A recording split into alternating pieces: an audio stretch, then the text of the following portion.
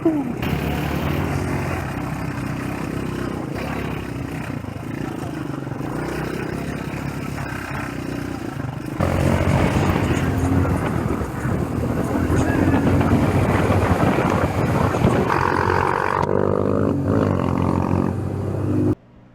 so I've got a 2018 RPS Edition 250 that my buddy just dropped off.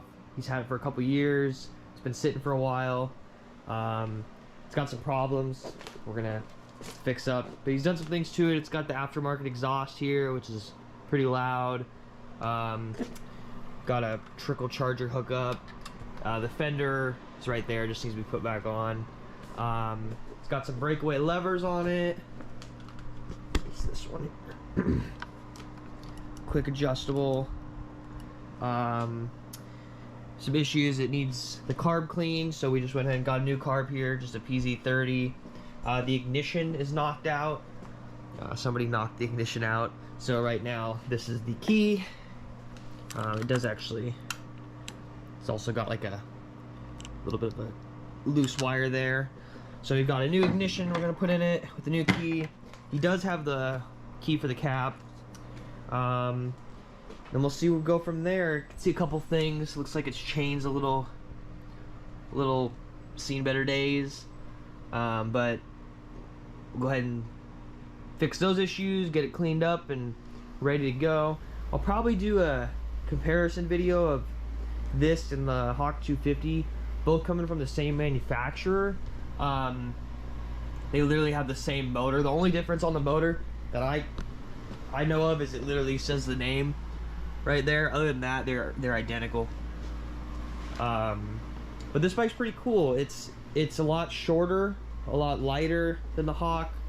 It comes with some different tires, which actually aren't terrible. But one issue, it does have different sizes. I'd have to look, but it's got a different wheel size for front and back. It's actually a smaller front tire and rear tire. Little bit cheaper than the Hawk, but not much. But it's got its own cool features. Definitely a lighter bike, so it's kind of fun. But go ahead and get into it here.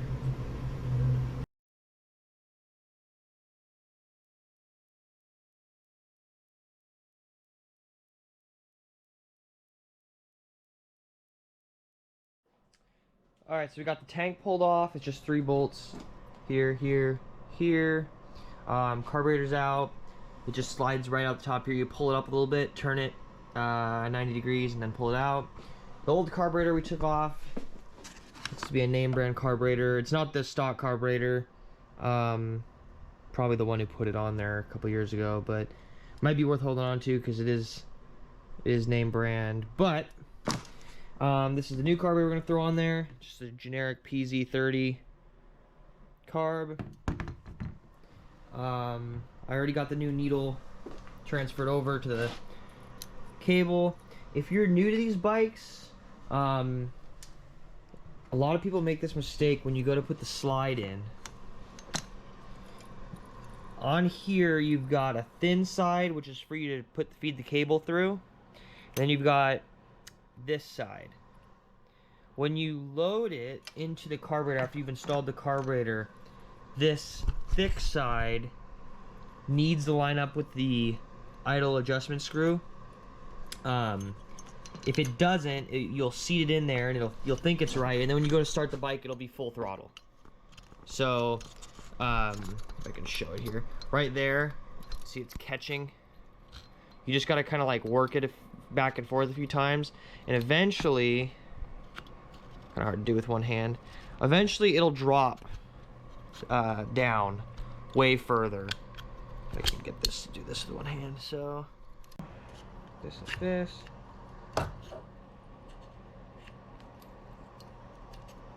There it went. So see, it drops way down and there's barely any resistance.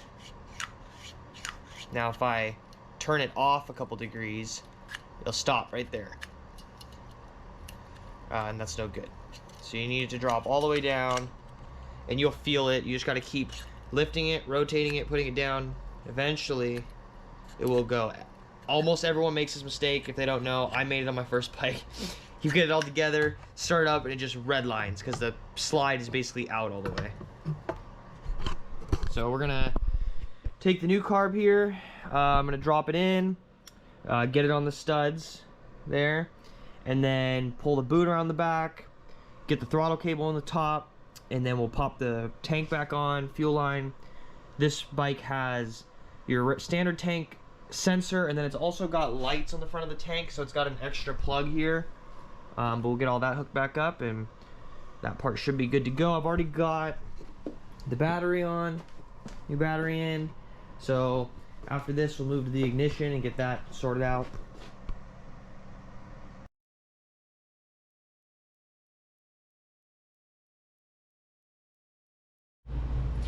Alright, so I got the carburetors all installed. I dumped all the gas in the tank, filled it up with new gas. Batteries installed. I went ahead and put a new spark plug in. This D80A had an extra new NGK spark plug for it. So we're gonna pull that one out, but go ahead and start it up, see how it does. Still gotta fix the ignition switch, but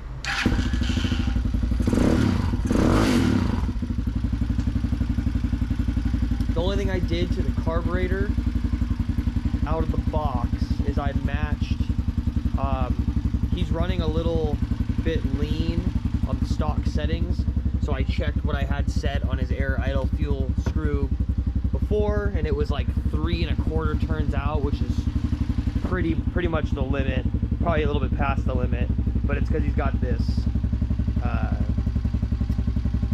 different exhaust on here, so it's letting more air through, so he's more fuel to compensate the air, but it runs really good. It actually sounds really good too. She looks like it's running a little rich, and he's got something vibrating right here. That would be his plate.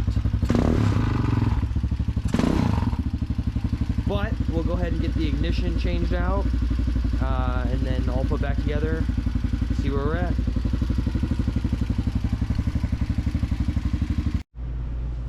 Alright, I got the ignition all popped out. I got my new ignition here, and then I had to splice in the factory plug to it. So we take it here, got the plug exposed right there. So we'll make sure the key's off, and then I'll take it, check the wiring here, plug it in, and we'll take the key, watch the dash, boom. So our wiring's good. I just have to get this all mounted up. Alright, so I got the carburetor all on, we got the ignition all fixed up. New ignition in there. Looks great. Just plugged it right in after I spliced it. Our fender tabs were busted off, so I used the tank tabs, they had a hole in them, so I put a bolt through them, put a nut on them, drilled holes in the fenders, put the fenders on, put the nuts on the other side. I need to get acorn nuts because I had to hacksaw these off nice and flush, but I need some like nice acorn nuts. But our ignition's fixed, that's fixed, got the seat back on, got some chain oil on the chain, need to adjust the tension on that, and then we should be good to go. Take it out for a ride.